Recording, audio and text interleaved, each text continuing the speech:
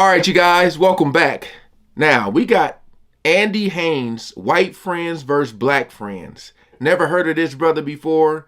A lot of these people be funny, man.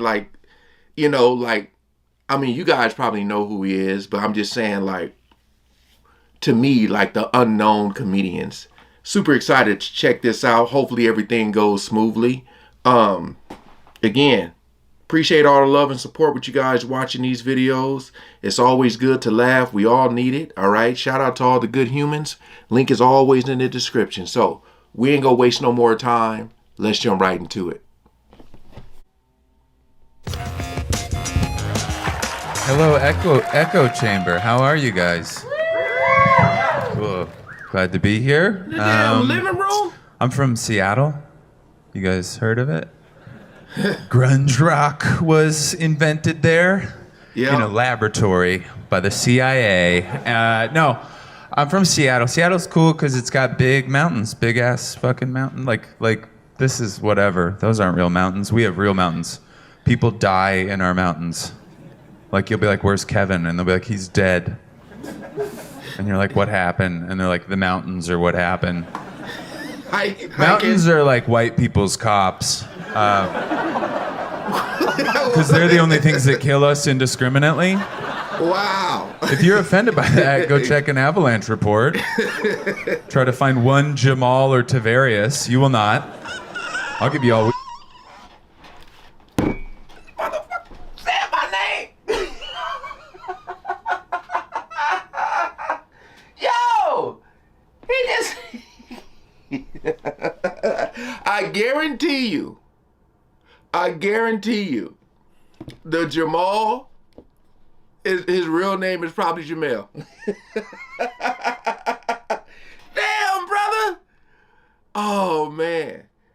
We got some dry humor going on here. I love it. Oh. Indiscriminately? If you're offended by that, go check an avalanche report. Try to find one Jamal or Tavarius. You will not. Tavarius. I'll give you all weekend. You won't find a single one. You will find a lot of Connors and Tristans, though. Oh, yeah. Oh. They're dead. They died. They tried to go to the mountains and fly, and now their mom is crying into a Patagonia fleece that'll never be worn again. Because Khan's dead. That's because white people, it's not scary to be white, so we go and we challenge nature to kill us. That is like a very white thing. We go to lots of different parts of the world and we go, "Come on, nature, try to kill me." And then a lot of times it does. My black friends, they don't do that. I'll ask a black friend, I'll be like, "Hey, you want to go skiing this weekend?" And he'll be like, "You know what? I get my adrenaline rush just driving around. It's pretty scary being a black guy here." The other day, my taillight was out. It was like the X Games. Oh, man. I used to go do white kid shit in the mountains. Yeah. Oh, yeah. You know what I mean. You got all uncomfortable because I made it about race. He needs a better audience. But if you were in the mountains and you saw a bunch of black kids playing next to a river, you would go, "That's weird." You would do that. Even black people would be like, "That's weird." Yeah. Honestly. I would go up there, I would drink beer, smoke weed, and we would shoot guns. I hate guns now, but at this time I had frosted tips. It was a different era. Frosted tips. Much different Andy Haynes. And we didn't just have guns, we had an AK-47 because guns are really hard to get. And wow. We would shoot at porta potties, like Rambo. We weren't assholes. We would check beforehand. We weren't going to let somebody die in the most embarrassing way ever. Like they're already bummed about shitting in a porta potty, and then they get lit up by the Dead Poets Society. We weren't going to let that happen. This one night we had to get home. It was a school night. We had to get back and apply to Stanford. Oh. And we're driving, and right when we get on the freeway, we get pulled over. And right when we get pulled over, I remember that my license is in the trunk of the car, my whole wallet. So the cop comes up, and I'm like, "Hey, I got to go to the trunk, but just stay up here. It's boring back there. You're not going to like it." Uh-oh. He didn't listen. He came back there. I opened the trunk. Gun, bong, beer. I was like, "Do we go straight to Guantanamo, or is there like a phone call or something?" He didn't say anything. Comes back a couple minutes later. He gives me a ticket, and he goes, "Hey, looks like you're having a lot of fun up there. You should probably slow down." That was it? And that's what it's like to be a white person. I don't know if you guys knew that. It is very easy. It's super, super easy. If you're having trouble being white, it's your fault. It's all you. That's what depression is. Did you know that? Because we don't have any oppression, so we created our own. We're like, nobody else is gonna keep us down. You suck, me, and that's depression. Yo, this dude is hilarious. I didn't know I had depression until I moved to Los Angeles, because Seattle, that's pretty normal. I didn't know you weren't supposed to act like that.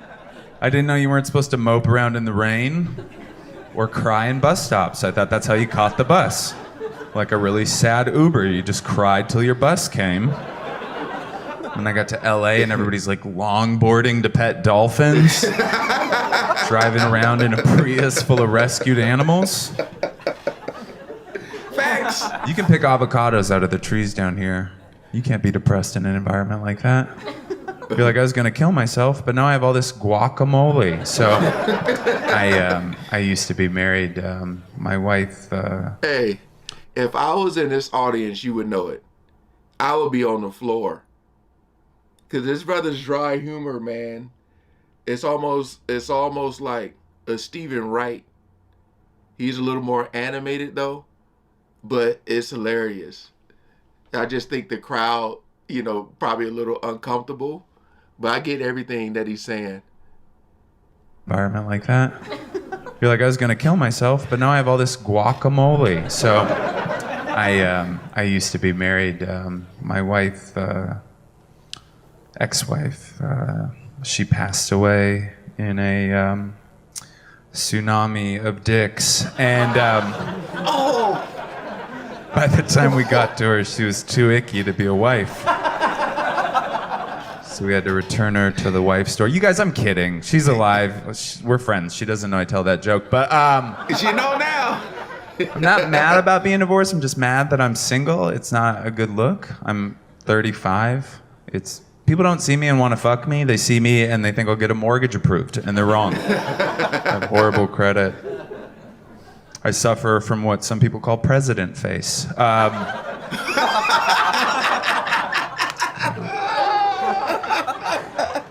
Yeah. But I'm bummed. My advice is, if you have a good thing going, if you're in a relationship, make it work. Just go all the way, because it sucks out here. I'm telling you that. After 30, the only people that are left are survivors. It's the wilderness. Man. A lot of riffraff. Dating in your 30s and 40s is like shopping at Ross. Yeah. I love Ross. There's been a lot of returns. Oh, yeah. Things have been worn before.